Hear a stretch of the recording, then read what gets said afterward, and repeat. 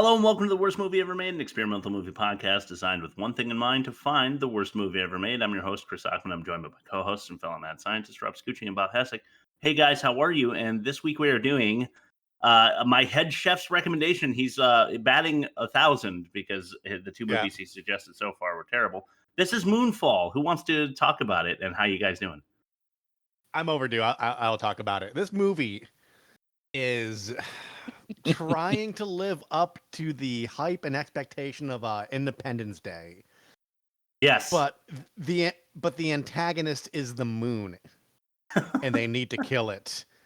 And the guy from The Conjuring portrays a disgraced astronaut who then gets called back to duty after he was proven correctly when he was... The thing that disgraced him was based on a claim that was factual to him, but nobody else. But then he was proven right. So they bring him back and they're like, you need to kill the moon. Yeah, that right there reminds me of another movie. I don't know if you guys are thinking the same thing I'm thinking, but it's another one that my head chef, Chef Taylor, suggested, Geostorm. Oh, okay. Oh, yeah. It drew many parallels for me, and I guess we'll get into that. But Bob, how you doing? I guess so. Doing okay. I'm week 2 into a coding camp with a bunch of third graders, so my maturity level is right where it needs to be for this episode. Cool. Have you spread any scat behind or below your eyes yet? No, I have not. Not that kind of camp. He's not. He hasn't gone insane yet. No, it's mostly indoors. It's like 67% indoors. Okay, fair enough. But speaking of insanity, someone said insanity. YouTube. Sitting on the side of the road in the middle of nowhere. Sounds awfully familiar. It's good, though. No, it isn't. YouTube comments. Okay, so this one is fucked up. I've been, like I said, to anybody who's new listening to the show, I look up YouTube comments to highlight the mental deficiencies that people that watch these movies often have. I go to the paid version if there's one available to see the comments, because people are throwing money down for it, and I feel like that's the most invested audience you're going to have. So number one, I really love this movie. Great visual effects, special effects, and very well made. Number two, I just finished watching this movie, and the visual effects is stunning. It's one of those movies that are good but didn't deserve the flop, and I found the story really interesting, although it may be about saving the world and protecting family. However, in my eyes, they did it in a really creative way from my perspective. Not a single piece of punctuation on that. That's why I read it like a run-on. Number three, this movie was surprisingly pretty good. A great cast with an original storyline, which is pretty rare these days. Most movies coming out these days are either remakes or stories taken from older films and rewritten in some way to make it seem new. Not this one. I definitely recommend it to anyone. You won't be disappointed if you're into science fiction. And then I saved the best for last. This is 2 paragraphs, so I'm just going to go ahead and get into it. Oh boy. Ouch. This movie was amazing. I thought it'd be a poor quality film, but it turns out the script was well written, acting delivered on point, great story, cinematography. Holy crap. I was mind blown, awed, and was jumping out of my seat, especially when the storyline reveals the origin of the moon. Man, I love this movie. I was so pleased with the film that I literally was jumping up and down in my chair and thought at the end of the movie, dude, I'd totally buy a Moonfall shirt if there was any for sale. And I'm the guy that never buys any merch for anything. I'm sold, total fan of this movie, and I really hope they make a sequel. Everything in this film worked and was right on point. What's the fucking sequel? The moon falls again? I did not write that. No, but they did open it up for a sequel, which we'll probably get into later. That's true. They did, yeah, but it didn't make money, so they did not. Yes, thank fuck for that. This movie was terrible, but we do have to compare it to its competition. And what I do here in test number 1, the worst of its kind, is I plug other movies that you find in the social or the streaming site that you're watching the movie on. So like they suggest, blah, blah, blah, blah, blah, blah. I look up the Rotten Tomatoes rating, and then I compare it to the movie in question. And the difference is their score. It's pretty simple. Let's throw it to test number 1, the worst of its kind. I feel like somebody stuck a big club up my ass. The worst. And it hurts. Of its kind. I gotta figure out a way to get it out of there. That's fucking fantastic. Man, you've loved Samurai Cop secretly. So good. I did. Yeah, I did. Well, to further explain what I'm doing here, I just, organically pick the 5 that seem closely related to me. And in no way do I ever influence the math because I hate the movie. And I might have mentioned before how much I hate this movie. So look at how, unbiased I am, how objective. Starting with Jurassic Park with Sam Neill and Laura Dern, a 91. Yeah. Okay. Very similar movies, in my defense, in a way. In what way? Yeah. Well, we don't have time to talk about how, but Independence Day. Will Smith and Jeff Goldblum as only a 68 there. I'm not sure if Bob's going to take a victory lap here because he's not a huge Independence Day fan, but too high. Yeah. Yeah. I mean, a 70 would get you through school. So, weird. Well, but this was a 68, so they failed. Yes. Well, yeah, I'm rounding up. Well, here's another space epic, just like Moonfall. It's called Avengers Endgame with Robert Downey Jr. and Scarlett Johansson. This one in 94. Wow. Yeah, how about that? I haven't seen that one yet, but it's coming up pretty soon, I think. On my yeah, Marvel, for sure. Thing. In your magic corner. Yes. Well, here's a similarity. Can you guys think of another movie franchise where AI takes over and starts killing everyone? Terminator? Yeah, the Terminator, the first one with Linda Hamilton and Arnold Schwarzenegger, 100% on Rotten Tomatoes. My God, Moonfall is getting clobbered here. And then actually, it was on the list. Another movie that we've done recently, and it's Pulp Fiction with Sam Jackson and Tarantino. Yeah, it's there. I don't know. It was in the list. So it's you know why? You know why? Go ahead. Because inside of Mark Wallace's briefcase was the moon. That's the truth. You saw it glow. But if you're interested in checking out our Pulp Fiction episode, which by the way was a good movie episode because we all love Tarantino, mostly Bob, but all of us do. Where could they find that episode, Rob? www.theworstmovieevermade.com. Yeah, check it out. So a 92 there. With all of those things considered, we averaged it out and it came to an 89. How do you guys feel Moonfall did?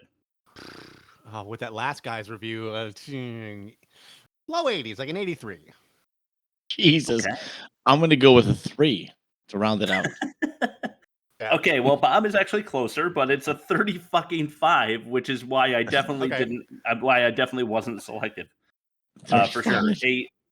A negative 54 and worst to start. That's about where Leonard part 6 was last season for us as our opening salvo for the season. So we'll see how that fares. Mm-hmm. Leonard part 6, I think, had like a 6 episode run, something like that last season. Yeah, it had a 6 or 7. It had a dynasty for sure. Yeah, it couldn't lose, and I hope this one doesn't because I hated it so much. But as for now that I've jotted down negative 54 and worst, which doesn't matter because we're not comparing any movies later anyway, we're going to throw it to test number 2. This is a limerick that we do to summarize the movie or just make fun of it, what have you. This is called Ain't That a Pitch?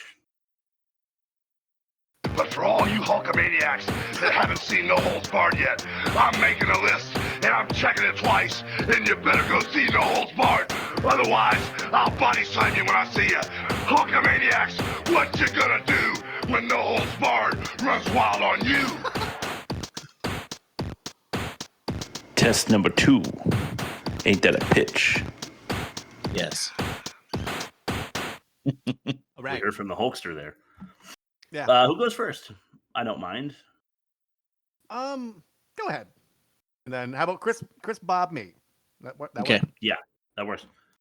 Yay, we did it. Great job, guys. We found it. It's over. And it's about time. 111 episodes. Now my fucking head explodes. My mission is over and I want to die. Wow. Okay, very dark. Notable lack of rhyme scheme, but there we go. All right. This is going to reveal my opinion. There once was an overrated movie called Independence Day, made by a guy who said, "I'm gonna make it again today." Again, we celebrate conspiracy theorists. This guy deserves a firm smack on the wrist. After this, I'm concerned for my overall mental state. Right. Bob, I think you should be a rapper. Yeah. You have a way of bending rhymes that really works for you. It's nice. Another fucking shot across the bow at Independence Day too, Rob. Jot that down. Yep. We must retaliate. Oh, I will. By never watching Independence Day, because I think Bob might be right, and I'm remembering it. He's not. It's still awesome. It is this movie. It's 100% this movie. I'll make my argument later. Go ahead. All right. Can't wait.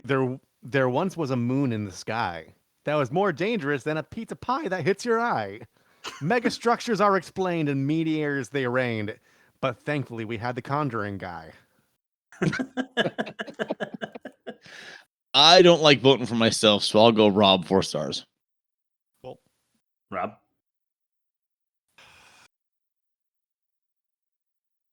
Chris's was good because it had despair. Bob's was good because it actually rhymed. So I'm just by virtue of maintaining the structure, I'm gonna go Bob 4. I can't go Bob. He took a shot at Independence Day. So I'll go Rob 4 as well. Rob 4 star. Nice job, Rob. I could have gone deserved. with a team tie. I could have gone with a team tie like we did for Leonard, but I don't want to give Moonfall any ammunition. Yeah, that's fair. That's part of the reason Leonard did so well last season. All right, cool. Rob, good job. Let's throw it to test number 3. This is where we talk about all the stupid shit that offended us in the movie. How's that for a summary? This is test number 3, the most offensive. Oh, Jimmy, don't even worry about it. Look at me, don't think about anything. I want to ask you a question. When you came pulling in here, did you notice a sign on the front of my house that said dead storage? Jimmy, you know I ain't seen no shit. Did you notice a sign in the front of my house that said dead storage? No. You know why you didn't see that sign? Because it ain't there, because storing dead ain't my fucking business. That's why. The most offensive. Dude, that's gonna be so good later when you hear what I did. One that was similar, like how the bumper was laid out, and you did it so much better than me. I think the contrast will be really funny. Cool. All right, let's talk about what was offensive about Moonfall, starting with number 1. If you haven't watched Game of Thrones, I'll explain this to you later. But Sam the Slayer suckered by Big Cinema, and what I mean is the guy who I think his name is John Bradley, the fat Seth MacFarlane guy. Bob described him as the British Josh Gad, I think. Yes, that's exactly what I described him as. Which is pretty good, but also fuck you because I love Game of Thrones, and he's Sam Tarly in that show, and he's fantastic. And he got suckered into this movie. I don't think that he was necessarily a terrible actor in this movie, but I think it killed his maybe dreams of being in Hollywood because this movie was so bad. No, I told you I liked him. He was my favorite guy in the whole movie. Yeah, I think he's a good actor. I really do. Number 2, the Birkenstock vegetarian hippie Mayan moon potato joke. Can you repeat that? The Birkenstock hippie.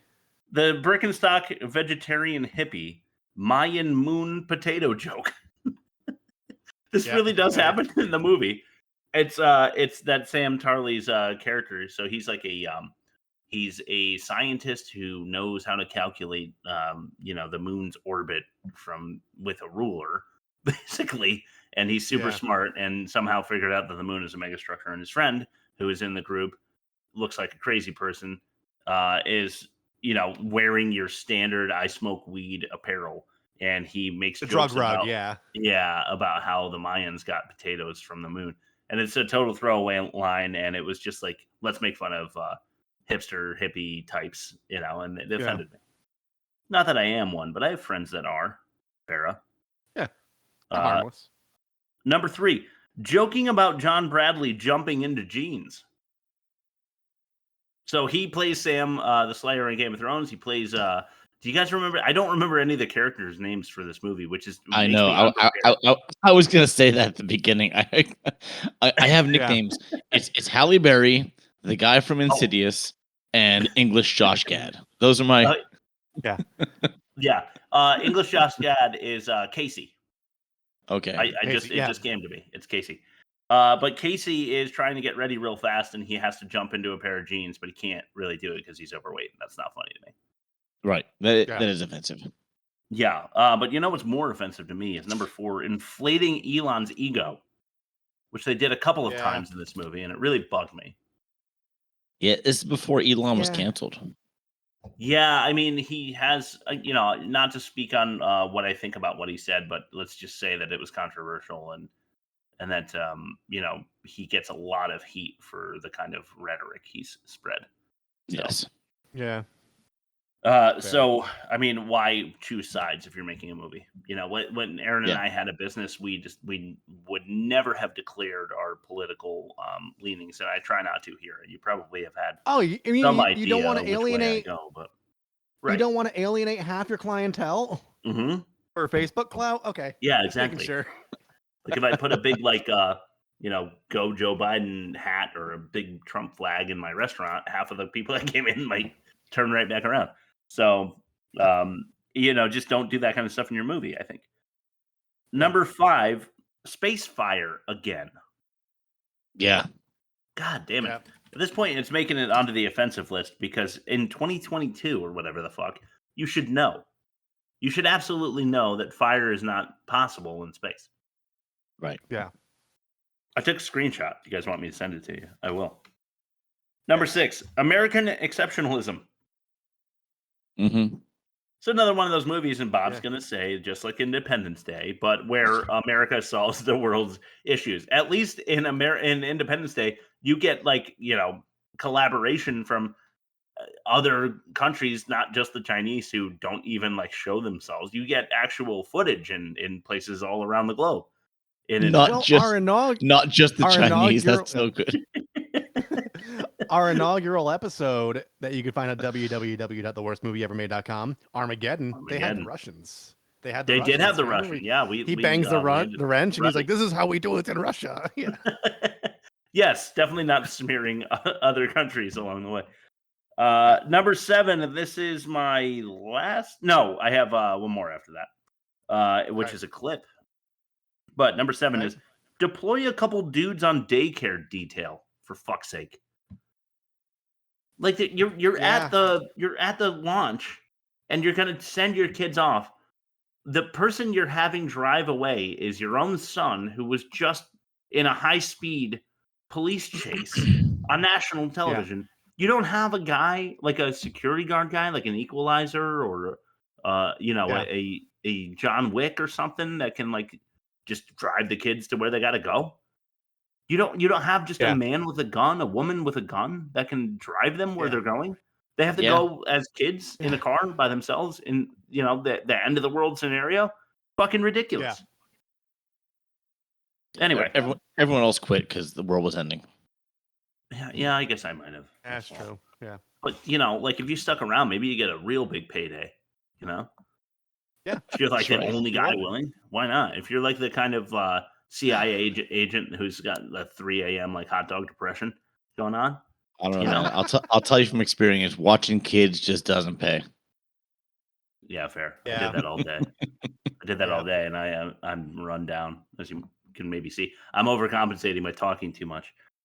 Number 8, and this is our first clip of the day. You may not know right off the bat why this is so offensive. But I'll explain it after the clip plays. This one is called Jurassic Jack. Jurassic Jack. Whoa! Look at these babies. I told you, the moon was built by aliens. Brian! Brian! Brian Harper! How many Brians you think are inside the moon?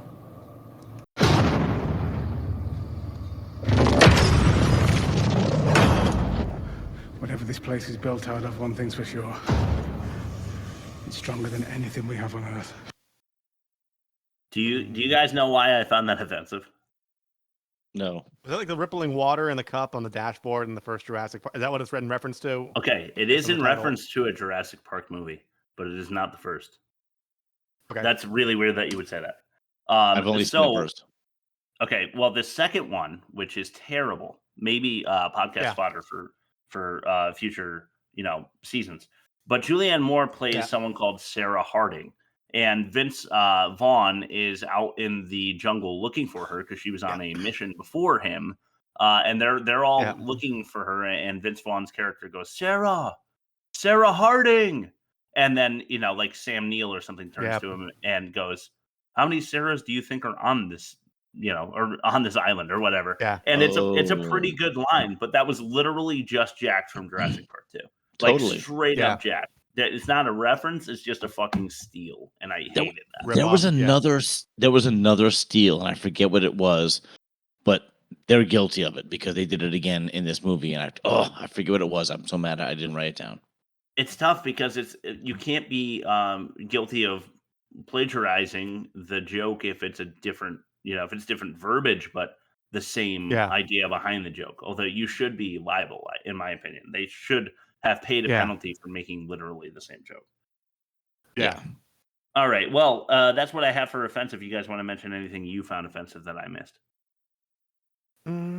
No, but there is one good joke that I will mention in the catch-all. I wrote down a note to remember it because it actually made me laugh out loud over how stupid it was. But it was I have two jokes in the catch-all that I liked. Okay. I don't want to give this movie any credit because fuck this movie. But all right, let's throw it to your rad read then, Rob. Yeah.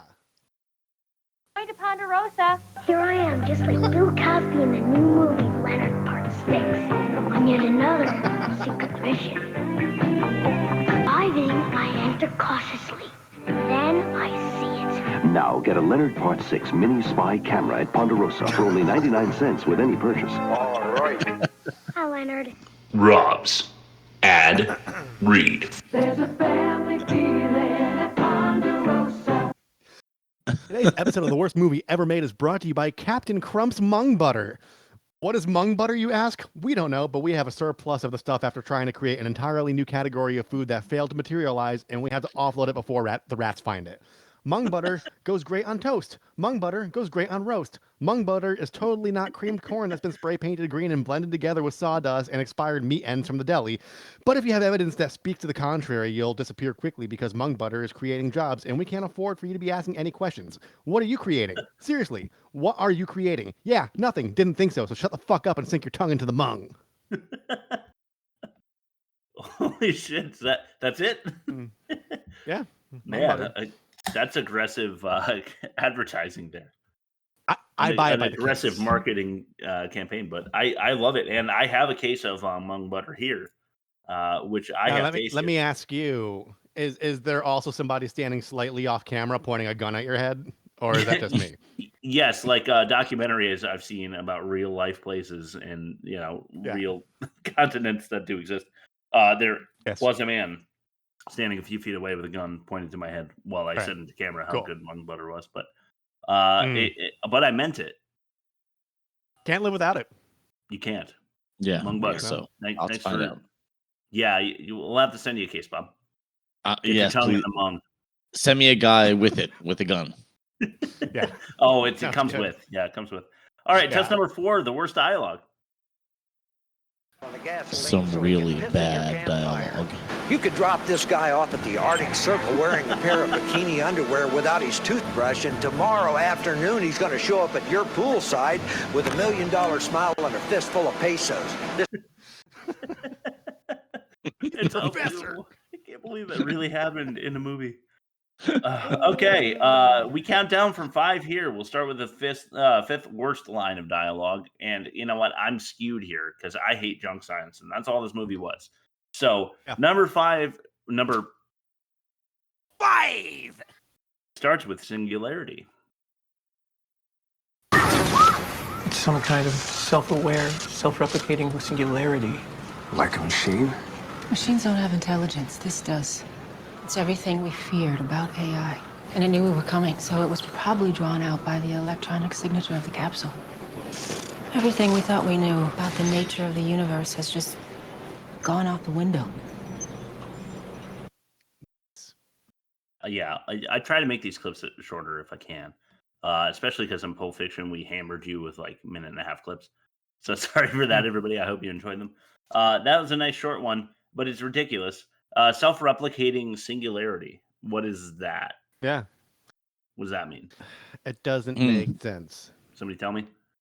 How does Halle Berry know that it must have been attracted to the electrical signal? Because later in the movie, she's like, that's how it happened because the electronics were off in the space shuttle when it happened earlier in the movie. So she like already knows, but then doesn't know later that that's the reason that the micro machines are able to detect them. Yeah. It's Plus, how would she ever know? Plus, how would she ever know in the first place? Come on. She would never fucking know. So there you go. That's just a little taste. Let's get into some more with number 4. Yarg. This is calculations. How do you feel about flying the shuttle with only 2 engines?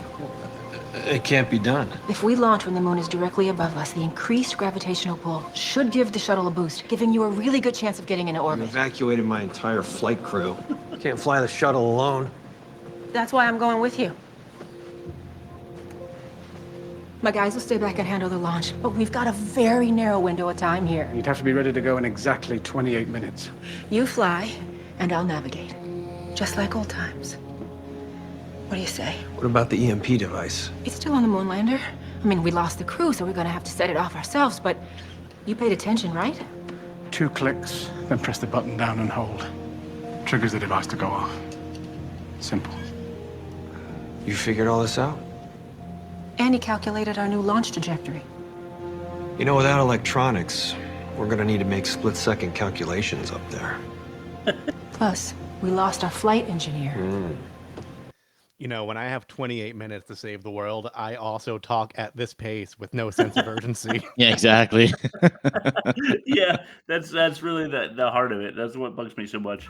But I just have so many notes on this. 2 engines on the spacecraft.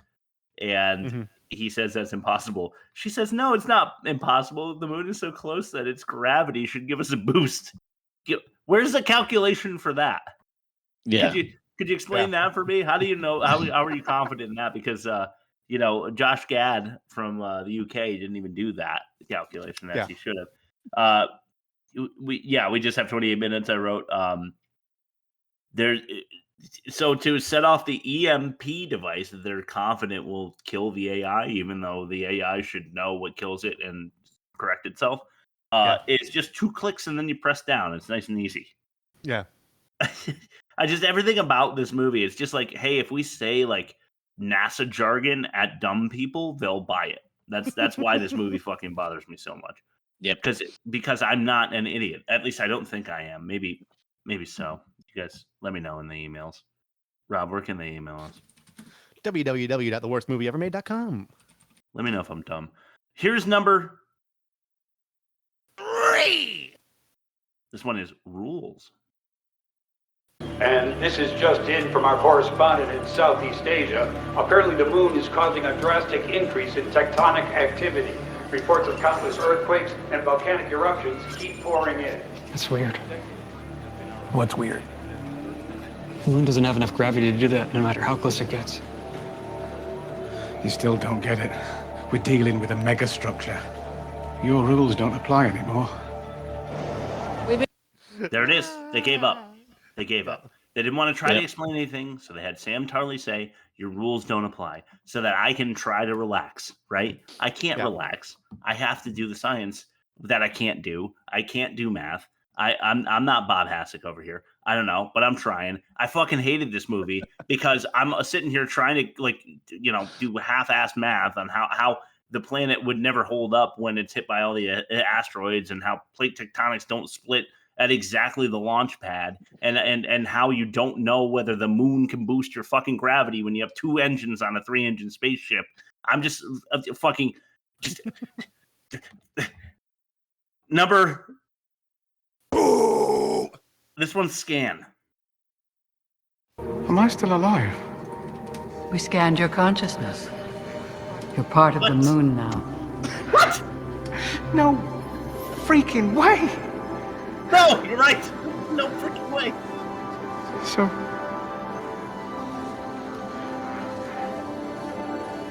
We saved the Earth. We should get started. On what? Get started with what? The sequel that never materialized. Exactly. Yeah. There it is, guys. You had it. There's the setup for the fucking sequel that never happened. That was it. You know why? Because this movie fucking sucked. They scanned his consciousness. Yeah, consciousness is very scannable. It has a QR code. Yeah. And right. speaking of ripoffs, isn't this like the whole contact thing where like the alien takes on the form of like your familiar or something, so you're not afraid of it or whatever? Yeah, absolutely. Yeah. Okay. Number. You mean like? Daddy? Oh, Bob. Sorry, I was gonna say like a taco that poops ice cream. Yeah, exactly. Exactly like that. Yeah. Yes. Okay. I don't want to hear that sound again, Rob. So just play the drum roll, please.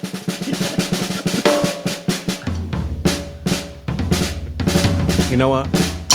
Fuck it. Okay. Get ready for an array of bad dialogue from an array of characters in electronics. Could have just turned it off. Okay, Bri. At the trial, you said when the swarm came back, it didn't attack the Endeavor, right? That's right. The electronics were out. That's why it didn't attack us then, and that's why it didn't go after the bomb just now. Because it needs to sense both. It's like it's programmed to seek out organic matter in an electronic environment. Exactly. That's basically us. That's humans. And guys, we have another problem. The military. They're prepared to use everything at their disposal to stop the moon. You can't be serious. I'm dead serious. They're gonna nuke it. But what about the radioactive fallout? Your buddies say anything about that? Well, first of all, they're not my buddies. And they're not thinking about tomorrow. They're trying to survive today. So that's their grand plan, huh? I didn't come this far to fail. We have to figure out a way to kill it. I'm taking the lantern flying after this thing. Does he mean inside the moon? Yeah, I'm afraid that's exactly what he meant. How much time left till they launch? I don't know. They didn't exactly tell me. But if they plan on using ICBMs, then they're gonna have to wait until the moon enters the stratosphere. That's less than 2 hours. This is the exact moment where I texted both of you guys at like midnight going like, they're going to kill the fucking moon. They're going to kill the moon and they're going to wait until it gets into the stratosphere. I love that it's the end of the world. And she's like, listen, they're not my friends. I don't like them, okay? Too true. This shit is insane. This fucking movie. Holy shit. I fucking hated this thing so much. I don't have anything else to say. Yeah. Let's just throw it to test number 5, the worst production. Hey, dirtbag. You're allowed to. Production. I don't like loud productions. You wasted a kid. For nothing. Now I think it's time to waste you. Yeah. Dude, that's nice. Nice. Yeah. All right, worst production is a slash this week because I couldn't decide between the two. And I might make you feel bad for this movie for a moment. I'm sorry to say that. Okay. I'm going to say first, this was unnecessary. Slash COVID. Okay, so you might not realize, but this was released what year? 2022? Yes. Yeah. This was greenlit in the spring of 2020. And you remember what happened then? I do. Yeah. That's when it was cast. That's when it was like greenlit and all that shit. So the first of all, it doesn't help that this is a rehashing of Independence Day, right? It totally is. Mm-hmm. It was directed by the same guy. The same guy directed Independence Day, and this also directed the day after tomorrow. He was like he's a disaster movie guy. Right. I mean, here's my argument, right? Immediately after, the guy that nobody believes sacrifices himself for the good of the world, the two astronauts proudly walk toward their families at the end. Wow, that is so. That's a good point. Yeah, parallel. Come on, that's not even the only one. That's just the most obvious ones. You can't excoriate Independence Day for the repeat. Later, though, it was the first time in Independence Day. It was an original thought then. It has been duplicated. That is at the Moonfall's feet, not at Independence Day. But it wasn't good. It was just the same. It was good. Okay, but to top it off, right? Here's where my slash comes in. It was greenlit in the spring of 2020, and I'm sure that creates a lot of production issues that ended up hurting the overall film. A matter of fact, 2 cast members would have been better choices, and you're not going to guess who one of them was. Come on, make a guess. Jamie Kennedy. No. All right, come on, better one. Okay, better than one of the cast members here. Yes. Like lead role? I would have replaced Halle Berry with anyone. Unfortunately, she was the only one that signed on right away. No, Josh Gad was the original choice. No, he really was. Oh. He really was.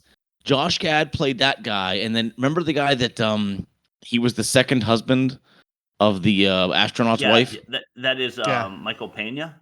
Yeah, he sucks. But it was supposed to be Stanley Tucci, and because of COVID problems, they had to recast it.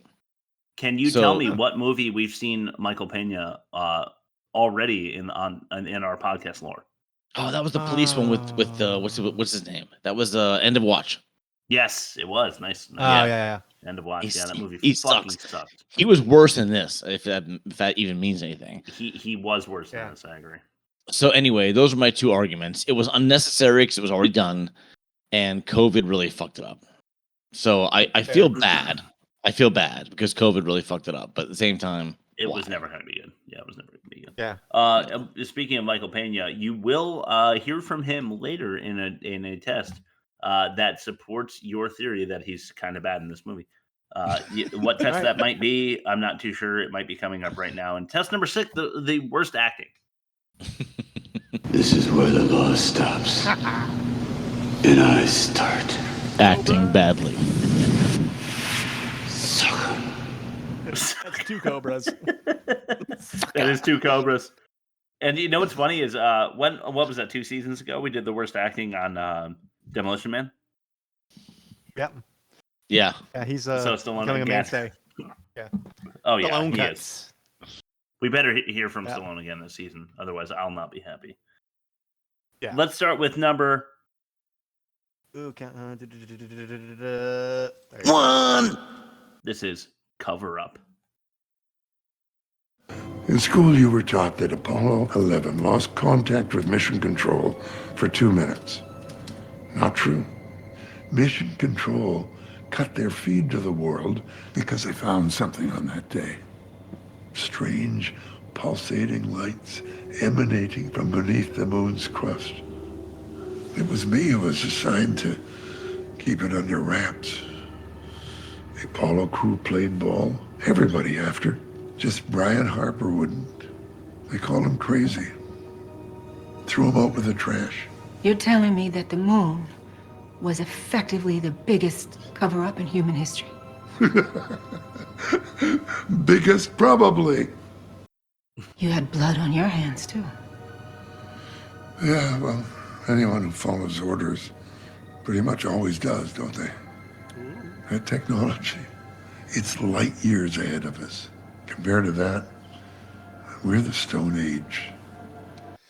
You could tell he really wanted that blood on his hands thing to be like the profound takeaway. Yes, he absolutely did. Yeah. When she says it's effectively the biggest cover-up in the history of the world or America or whatever, she stumbles on it, and they don't care. She sucks. She is bad, man. I don't know. And here's a funny. I like Swordfish. Here's a funny fact. Donald Sutherland, who played that part, yes, played essentially the same exact part in JFK. Did you guys see JFK? A long time ago for school in middle school. I want to say. He just kind of shows up, talks about the conspiracy as a cameo, and then disappears. It's the exact same part. Yeah, and he's the exact same age. I think you're right. Yeah, Halle Berry just sucks, man. Yeah. And I actually just caught it now, but they threw away Brian Harper with the rest of the trash when he wouldn't go along with the thing in 1969. Isn't that the lead character?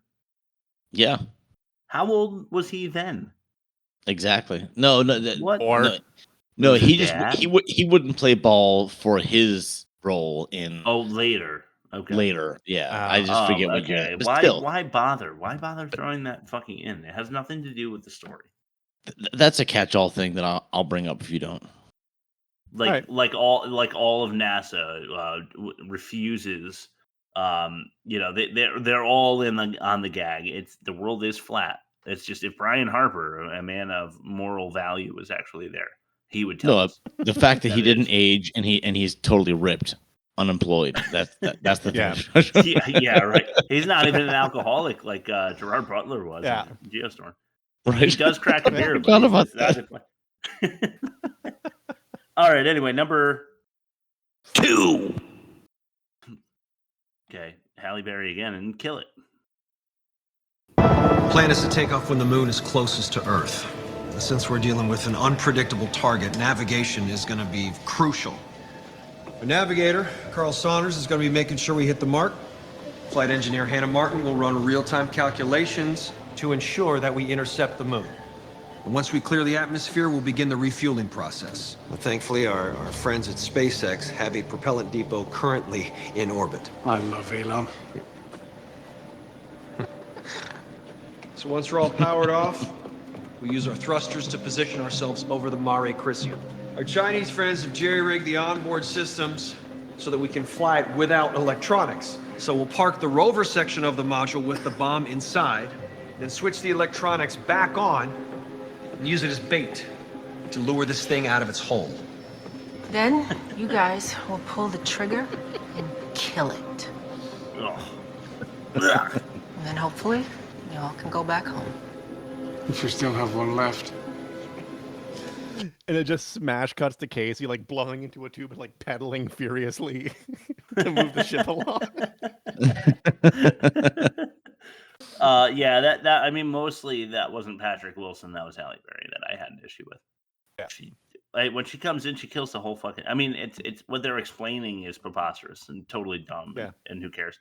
But then she comes in and she's like, and then we'll kill it. The moon. They're gonna kill the moon. Yeah. I need to repeat that anytime I get a chance. They're gonna kill the moon. All right, number 3. This one's great. This is called Crazy Gravity. General, we got caught in a little bit of trouble, but we're back en route. We're leaving Aspen now. That's hours away. We're out of time.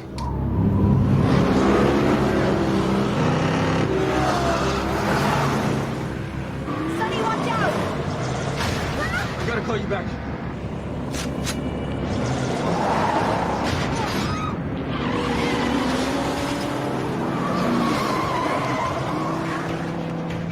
Oh, shit. The moon is rising. Gravity's gonna go crazy.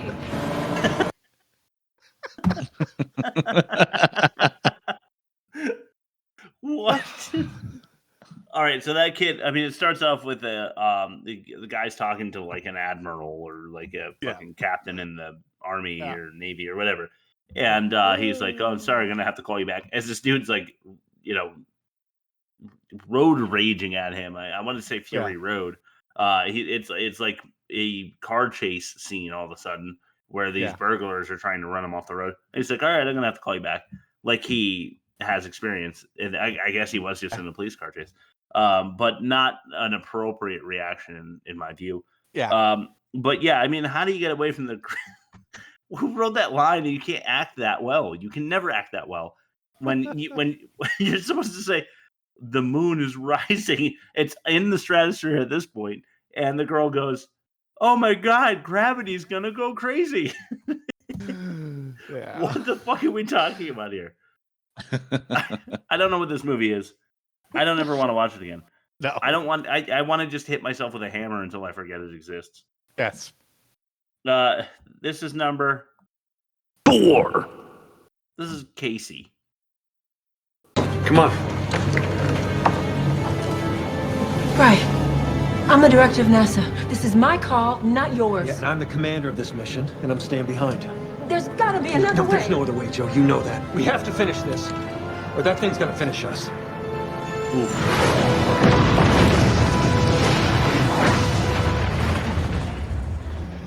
matter with you? You're putting the fate of the world in the hands of your ex-wife and some has-been astronaut. She's never let me down before. I have a problem. God help you if you're wrong. God help us all. Sonny!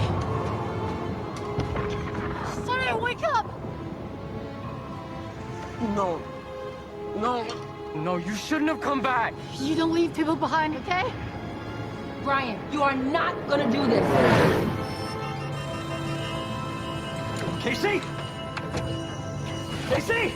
Governor! Take over. Casey! What are you doing? No! No! What are you doing? I have a massive problem with this. Okay, shoot. His ex-wife has never let him down before. His ex-wife. Wouldn't they still be married if she never let him down? You would think, yeah. When she took his kids and half his shit. Of course she let him down. Dude, good point. I didn't even think about that. Very good point. Well, as with the last of the worst dialogue, that was an array of bad acting from an array of bad actors. Everyone there, I thought, suffered, and we were doing the ADHD brain thing where we're switching from scene to scene, and everyone's all like fucked up and about to die, and that makes for better conflict resolution, I guess. I don't know. I hate it. Yeah. What do you guys think? Hate it. I'm mad. This is the first time I this is the first time I legitimately like yelled "fuck you" at my TV. I'm telling you, dude. Yep. Oh my god, so mad. All right, let's throw it to Bob for fact or no fact. Fact. No fact. Fact. No fact. I don't know what's so funny about just like the flaccidly saying the thing, but like the music cuts out while you're doing it. Yeah, I thought it'd be funny. You did your editing was better execution than mine, but I did think it would be funny. So we have our TikTok page, you can see you smash your Cat's album. I thought it was fitting. So go ahead. I'm telling you. So we have to listen to a whole season of Jellicle Cats now? Yes, we do. Jellicle Facts. Jellicle All right. Facts. All right. So first of all, the big reveal, you guys didn't mention it. I'll mention it. Fact or no fact from last week was a Pulp Fiction. And did we get any emails of guesses? We didn't because our listeners don't like damn it, guys. Yeah. All right, there's hundreds of you at this point. So my son, my son's 18, right? So he's of the generation of tech, so they say. And when he went to our website, he's like, "I don't see an email link." And I'm like, "It's the fucking envelope." And he's like, "Oh, I see now." I'm gonna fix that. I'll make a link. Yeah. Okay. So I said, "Okay, there it is," and he laughed. But anyway,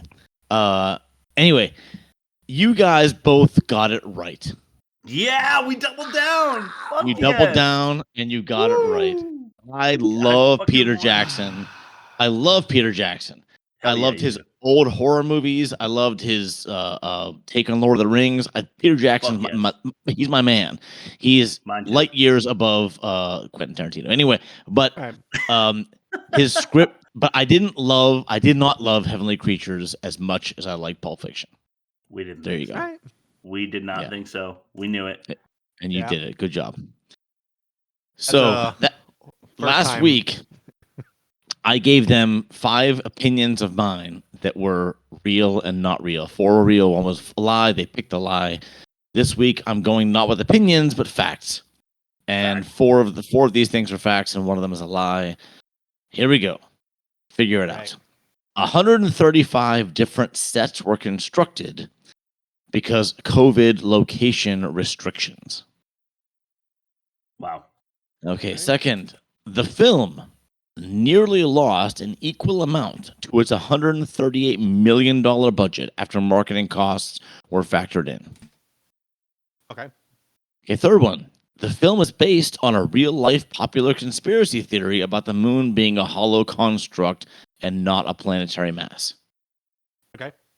Okay, fourth, Randy Quaid, famous for his role in Emmerich's Independence 4 movie, is an active hollow moon theorist.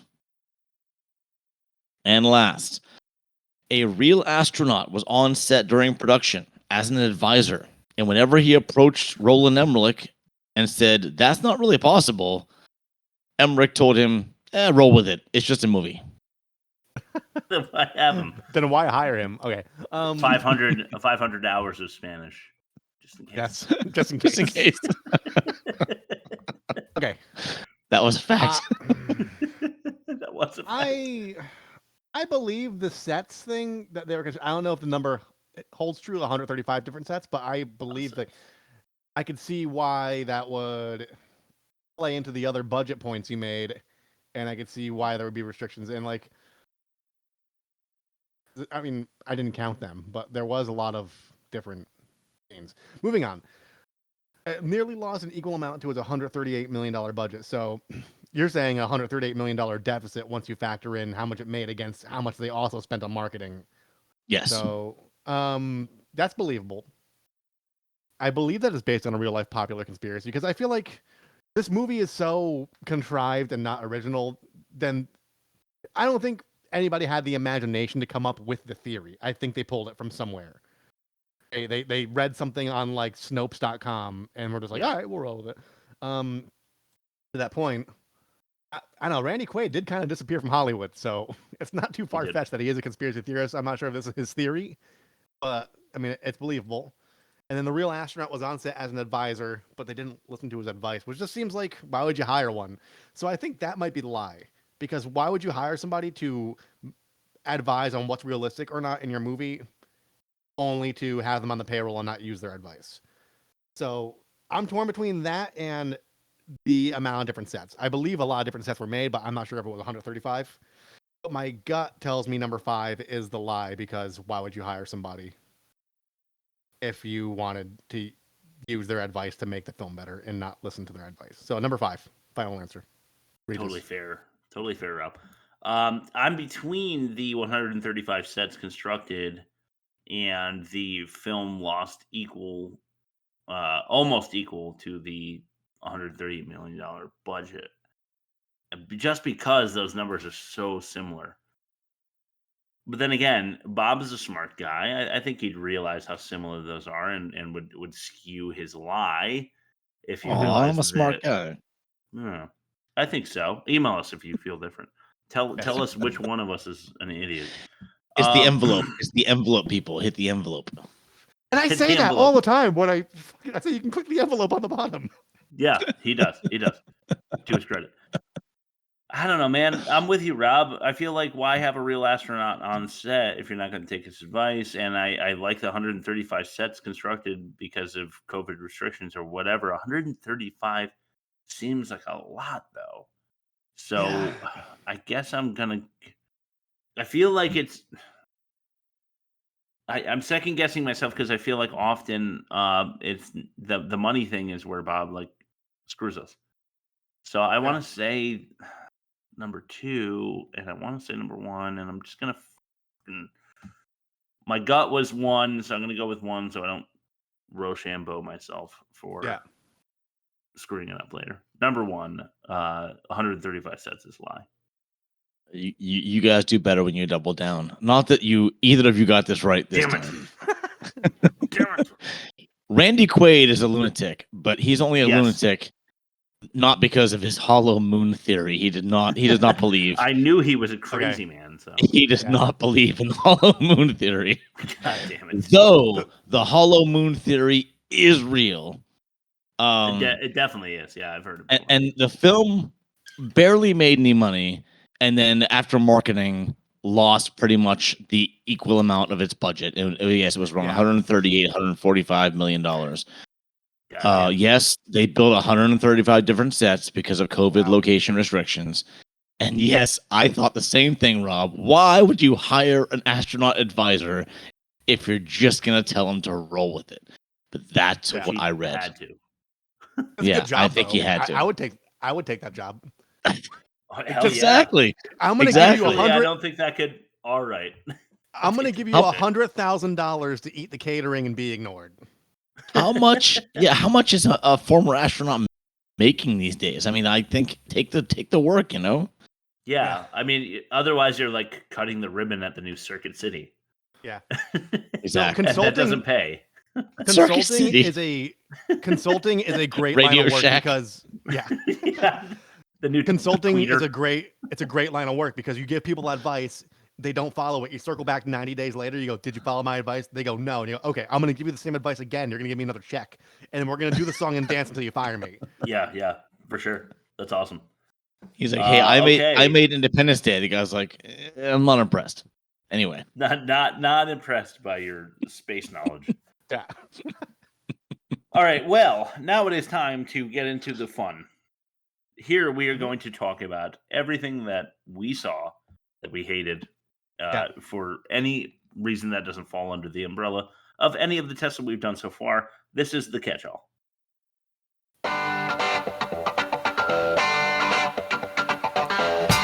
And now it's time for the catch-all. The doors suck. Right. The doors do suck, I agree. All right. If you hadn't noticed, we're all laughing really hard at each other's bumpers because none of us has heard the bumpers of the others. So not yet. This is the first episode of season 24. So yes. Toto opening, and it's all downhill from there.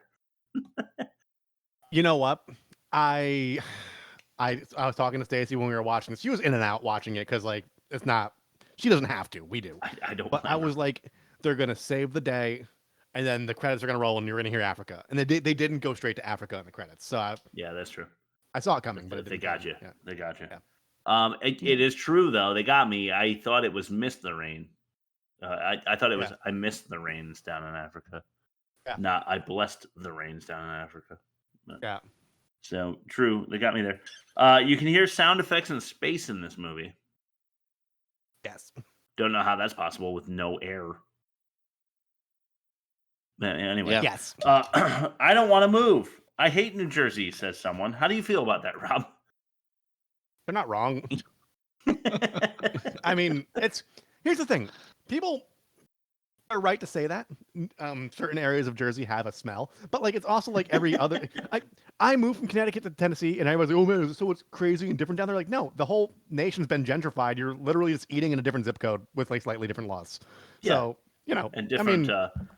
I don't feel strongly, but I can see why people would not like New Jersey. Sure, I don't. 3 Eurogenius accidental Eureka tropes, rather. So accidental Eureka tropes. You guys know what that is? It's like but which ones? Which ones are you referring to? There are 3 of these infractions. One of which is Halle Berry. Her son says something and maybe has an action figure or some shit, and she's like, "Oh, you're a genius," and hugs him. And then the Josh Gad of the UK is like, "Oh my God, he does it too." Maybe it was his mother. I don't know. There's 3 of them, and they're all upsetting. It'd have been funnier if when she said "you're a genius," he would have looked at her and said, "Then you're not my mom." A typical framework for a shit sci-fi. Yeah, but it's kind of skewed through like a poo-poo lens. Yes. In my opinion. The pace is ADHD fast. I mean, I said this before. I know brown colored glasses. That's just yeah. Some reporters said mounting moon terror. I think you texted that to us, Bob. I did text that. Definitely caught that. Unbelievable. Yeah. If the moon was a dwarf star, wouldn't it have way more gravity? Yes. Yes. It would. Way more. Wouldn't it just like swallow the earth? Yeah, it'd be like. I don't know any of these people, and I don't care to. Yeah. Yeah. Donald fucking Sutherland. Yep. Nobody is sufficiently spooked. No, there's no urgency. By the end of Earth. Yeah. He lost a friend up there. he lost a friend up there. Should I say it again? Because I think he might have said it 3 times. We have a prototype, but it's never been tested trope. Yep. Right. I'm having a hard time following this plot. I wrote. Yeah. The city has been abandoned, but the prison that Sonny is in isn't abandoned. Right. Yeah. Fuck those guys. First, second, and third act are all ham-fisted. So much ham. Yes. so much ham. Foreign exchange student? Why? I thought that was Halle Berry's wife at the beginning. Did anyone else think that? Yeah, I did. I didn't think that. I totally thought it was.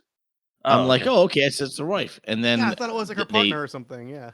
Yeah. And then they changed it. And I'm like, oh, man. Yeah. Because she had the presence of mind to make Halle Berry coffee. Yeah. And it was a cute moment, right? Where it was. Like, I know you so well that I know you can't like get out of bed without a cup of coffee. I made you a Tim Hortons Keurig cup.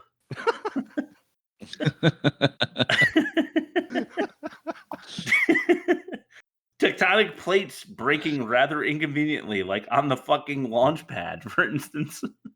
Yeah.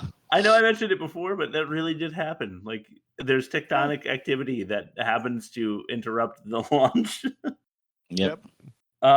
You can't just go to space. Big Man would have been just turned to jelly, in my opinion. Yeah. You need like a lot of training for that to like deal with the G-forces of launching into space. And yeah. I wrote, I want the moon to crash and kill everyone, me included, while I was watching this. That's fair. Here's a line for you.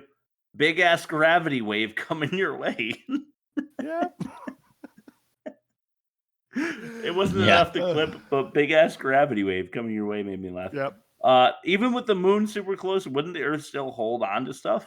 Because it's like way more massive. Yeah. That was actually a thing brought up when I researched of how much inconsistency there was with what's lifted off the ground and what's not. Right. I had a really weird dream probably like 20 years ago that had stuck with me forever.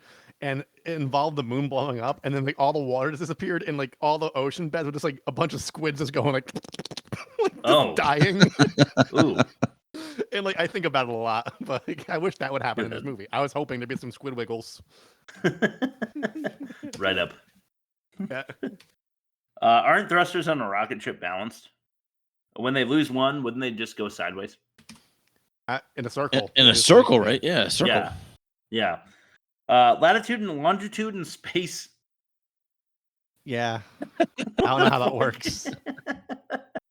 What was that? Sam Tarley's like protractor. Yeah. Right, he's got a protractor and he's like, it's gonna be this coordinates longitude, this coordinates latitude. And it's like, yeah. I don't think space I don't think it applies in space. I'm pretty sure that's just a global thing. Shuttle smacked by 3 asteroids, no serious damage. Nope. I mean, those things are just traveling tens of thousands of miles per hour. Yeah. No big deal. The youngest boy is light enough to float due to the gravity, but 18-wheelers are also, and not the rest of the cast.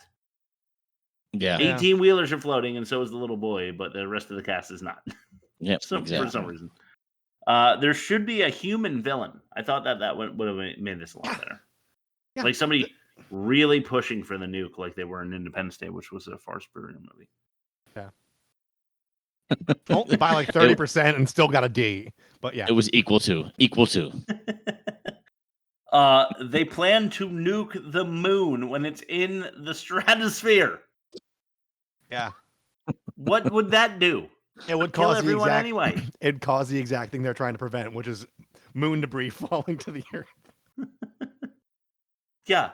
And only in like a localized spot. I mean, it's not going to like. I think they're picturing the entire moon exploding because of a nuke. But do you realize how big the moon is in comparison to what a nuke would have done? It would have just destroyed a little bit of the crust, and then those would have been big. Like, we would have been fucked anyway. It didn't even matter. Yeah. The asteroids hitting the Earth would have already killed everyone. Yeah. Yeah, totally. I mean, give me a fucking break. The lights are on inside of the moon when they're traveling through like the tunnel that the AI made, and the lights are on, and the AI is not attacking them, even though it's attracted to electronics. Yeah. Valid point. Mm-hmm. The moon Okay, so Halle Berry's character, don't remember her name, says the moon must stabilize itself by some sort of gyroscopic system. Yeah. She did say that. It must, right? I mean, that makes perfect sense. How close are they to that white dwarf that's in the middle of the moon? Yeah. Yeah. I have a feeling the heat might just melt literally everything. Yeah. Yeah. I don't know. Use shifted and jumping ground to drive away from burglars when in an earthquake car chase. If you didn't know, that's a little tip for you. When the ground is jumping around because you're in such an insane earthquake, jump with the earth, and that's how you avoid burglars. Of course. Yeah. Yes. What were the burglars like? Were they just after the oxygen? Is that all it was? Oxygen because they ham-fisted that plot line in where Colorado was losing oxygen, so they felt they wouldn't live if they didn't take the oxygen tanks. Yep. There were so many of these subplots that I only know because I have to pour over these bad movies so many times. Yeah.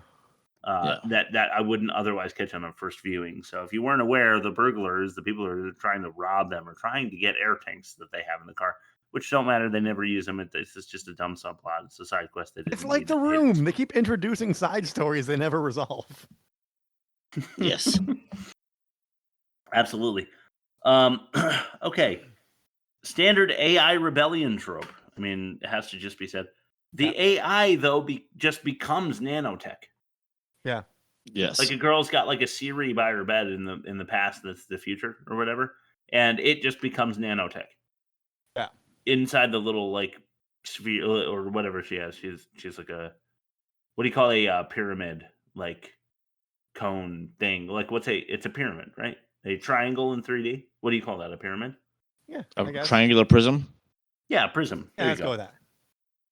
So ultimately, Casey was wrong. There's actually only one megastructure. I know that's like, I know I'm nitpicking, but fuck this movie. In the beginning, he's a megastructurist, and he talks about all the megastructures out there that are this thing, but there's only one surviving thing. Yeah. So he's wrong. Ultimately, he's wrong. Yeah. Ludicrous mode. Did you hear him say that, Casey? Yes. Yes. Okay. Was that an incorrect Spaceballs reference? Yes. Does that bother you? Yes. Yeah. They didn't want to say ludicrous speed so that they didn't get sued? Maybe. I thought the same thing as soon as I heard it. Oh my god, it bothered me. Major 0 hour trope. Disaster movies have us accustomed to the death of millions of people all at once. Yep. What happens to all of the asteroids and shit? Future. They still kill people, I think. Yeah. Here's the thing: is that all the asteroids are made right from the crust of the moon. Yeah. Falling apart. Well, at the very end, they show the moon intact, and it has a giant ring of asteroids. Yeah. Right. Very good So point. how does that happen? They were going to let Casey live. You just had to know that. And he sort of did. Yeah. Yeah, sort of. His consciousness and his mums. Yeah. Right. It was scammed. Yeah. Yes, his mung butter. Batman and Robin with Alfred's brain algorithm. Remember that? With Alicia Silverstone. Oh my god, yeah, Alfred. I do. Yeah. They just, oh my god, that was so like fast and forced. 2 lines were good, Rob. We'll see if we were thinking the same thing. Okay. He went to space, said Sonny, and Michael Pena's character is like, well, that's one way to avoid rent. That's pretty good. And that made me laugh. But the other one was the cat being named Fuzz Aldrin. That was pretty good. No, that annoyed me. Did it? Yes. Mine was a piece of visual dialogue. The stepfather, Michael Pena, was it Michael Pena, the stepfather? Yes. Yes. Yep. They're driving really fast, and he's like, "We got to go to warp speed," and he turns his car off from eco mode. Yes, that was hilarious. I thought that might have been in the clip, but I guess not. Well, this was This was heavily sponsored, right? Oh yeah, I mean he's driving a Lexus or something. Well, he's right? a Lexus dealer, and he makes a lot of money, so that's right. Lexus So, is awesome. So there you go. Yeah, there's, and then there's one. SpaceX is going to refuel SpaceX, us. Yep. Yeah. You SpaceX know? a bunch. There were a few. But those were the big ones. Yeah, weird that SpaceX would have picked this movie to advertise on. It seems like a bad business decision. Yeah. Go figure. You guys want to mention anything else? I just wanted to say what I said before. A disgraced astronaut. How many years later was it? 12 years later or 15 years later? Yeah. He was unemployed, disgraced, 10. Virtually homeless, and he's ripped, and he hasn't aged a bit, and apparently has enough money to fix up a car, ride a motorcycle all the time. Yeah, I don't get it. It's bullshit. I mean, I guess if I didn't have to work because I made so much money, like flying in space, I'd spend my time working out. Did he make so much money flying in space? I have no idea. I don't know what astronauts make. But they've never been to space. It's flat. The Earth is flat. Yeah. I don't understand why people are thinking this. What NASA does is they just send people to Antarctica with guns to make sure nobody goes there. Oh God. All right. Let's head into Rob's Magic Marvel corner. Yeah. Rob's Don't Magic smash Marvel big monster movie. Let's go. Corner. Thor Ragnarok 2017. Let's do it. Sweet. Who wants to? Who goes first? I guess I'll go first. I feel like it's been a couple weeks. I'm going to say this, and then I'll immediately retract it. Why can't they get the Hulk right? Sorry. All right. I'm gonna retract it because I feel like Chris is going to say it. Okay, so who's more charismatic, Ruffalo or Hemsworth? Hemsworth. I agree. Okay. He's a good Thor. He's a good Thor. I enjoy the Thor movies and the Avenger movies that have a prevalence of Thor. Agreed. Yeah. Speaking of which, my number one is Ragnarok is fucking great, right? Yeah. I enjoyed moments of it. Like whole moments. Entire moments. Entire moments. All right. So here's where my opinion shows. Okay. I was entertained by this movie. 100% entertained. Especially the third act. The third act really got me. I was like, okay, this is entertaining. But here's my problem. Should the Hulk be allowed to jump any amount of height on any planet with any gravitational pull with no questions asked? No, you shouldn't. No, because they haven't gotten the Hulk right, and we don't know why. Yeah, that's my issue. That's exactly my issue. You guys just called it out. Fucking well done. Shouldn't be able to jump like that. Number two. Do you think that taking a comic book style side story of this nature in the middle of a very serious movie story as a breather is the key to his success? To the success of the Thor movies, in general. This movie in particular. Because I knew you'd agree. Yeah, because it's fun. They get so ham-fisted in their messaging, and this one was just my brother's being a little dick. We have a sister we didn't know about. She's also being kind of a dick. Every time I walk in the room, I'm just gonna start throwing shit at my brother because he's being a dick. No, I love that shit. I just love he's like mid sentence, and all of a sudden he just grabs a spoon and starts flicking shit at him. And that made the whole movie for me. Just shit, the chemistry is great. Yeah. Well, the director is a great director. Do you guys know who it is? It's the same guy. It's the same guy that made What We Do in the Shadows and what was the Nazi movie about the kid and the girl? Oh, yeah. Pan's Labyrinth? No. That was Del Toro. That was amazing. You're talking about Jojo Bunny? Yes, Jojo Rabbit. Yeah. That guy. He also did the voice of the big rock type monster. Yeah, and that guy is funny, right? I mean, his lines were funny. He's funny. This guy is funny. He's a good director, so no surprise he did a good job. Yeah. But my question is not going to be a surprise. Should Thor be allowed to take any amount of abuse offered with no bruises, but a cut to the eye is obviously his Achilles heel? No questions asked. I mean, they did it, so I guess, but I found it to be a glaring plot hole now that you mention it.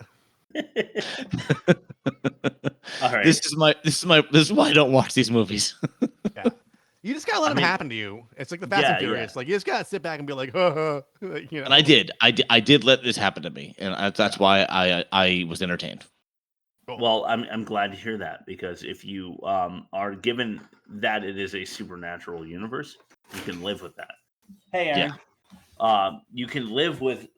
They are obviously saying it's a supernatural universe, so like, you know, then you can suspend your disbelief. But in a movie like Moonfall, where they expect you to take the science seriously, you get pissed off. That's how it works, Bob. Kill the moon. If it's a movie like Independence Day, they ask you to suspend your disbelief because there's actual aliens, and that's just AI. It's aliens. You don't know. Not just English Josh Gad. All right, number 3 for me was, and I'm so glad that we get to finish this segment with this. What former competitor of the Ass Cheek Arena would you pit against the Hulk in battle? And I know your answer, and I wish you wouldn't say this. But... I know the answer. Ernest B. Worrell. Yeah, Ernest B. Worrell. Yeah, Ernest B. Worrell. Okay, I'm gonna write that down for no reason. Ernest B. And why, Rob? He's fucking psycho, man. A sociopath, like pathological liar, and he has it like the double speed thing going for him, and he's got like weed whackers and shit. Yeah. He just didn't feel pain. He went through so many battles with like just allowing pain to happen to him. With the pain only made him stronger. Yeah, and for real. Therein lies his power. You know what I mean? I kind of. I mean, I kind of want to go back to those episodes and hear them. Why don't you play the bad credit names bumper, even though we're not doing this week? I'm the Freak, the Phantom Freak, the King of 9X. Bad credit names. All right, wait. How about the Master of Disaster? Huh? You're hopeless, man. Utterly hopeless. Ultra Laser. Dr. Doom.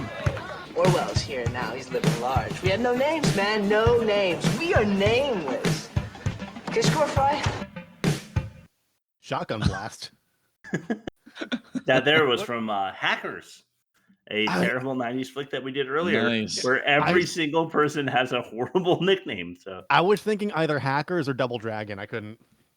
Okay. Yeah. Well, there you go. It is Hackers. No movie comparison this week. Let's do the bumper anyway.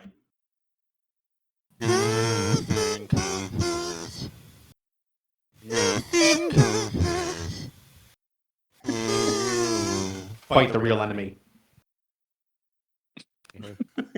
Rest in peace, Sinead. All right. Wouldn't be a season without the kazoo. Yes, that's the truth. Every time I gotta do it. And we have one more bumper for you, even though we're not doing an offensive minigame because we have nothing to compare this movie to again. Let's play the bumper for it. Okay, this is a story about my mama Dan. Offensive What was black, and I bet you think you're glad. mini game. My skin is very tan. I don't know what the hell I am, so 1, 2, what does it stop? All right, well, so obviously you get a pass, you get a bye week if you're the first movie of the season. This season it was Moonfall. Yeah. So we will see them again next week in our movie comparison, our offensive minigame, what have you. Next week, though, guys, do you know what won? I know there was one particular film had a healthy lead by a significant margin. But let's just say I'm 2 for 2. Okay. Oh, it's yours. Oh shoot, I missed it. Was it My Giant? It's no. No, it was joke. No, don't say it. It was God, what is that Dustin Hoffman movie where he plays a guy from Egypt? That's the joke I'm going for. I can't think of it. It's Mortal Kombat Annihilation. Oh, okay. It is. So we did the 95 Mortal Kombat some seasons back. We're on 28 now, and season, I think it was a season 4 or something like that. We did Mortal Kombat, the 95 version.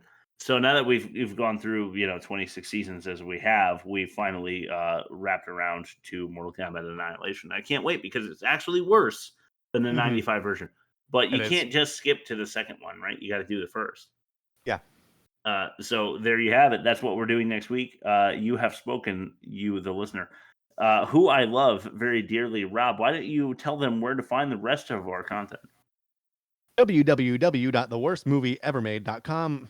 I added us to a bunch of other streaming services, so you should see us on Amazon and Audible soon. We're on iTunes, Spotify, Google Play, Pocket Casts, like every minor podcast streaming. If you if you want to listen to a podcast and you search our podcast name, The Worst Movie Ever Made, you will find it.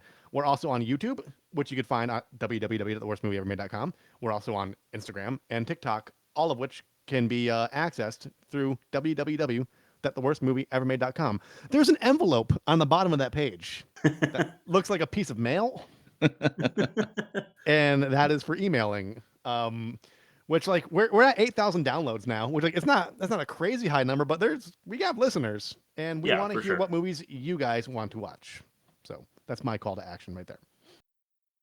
And Bob, you have any last words before we record? After this, we're recording a special bonus Bob episode about his yes, we are. His visit to Hi Mark. Oh, then I'll say, oh hi Mark. Yeah, I'll just say that. Right. Okay, that's his last word. Oh, right. Hi Mark. Okay. Right. Bye everybody.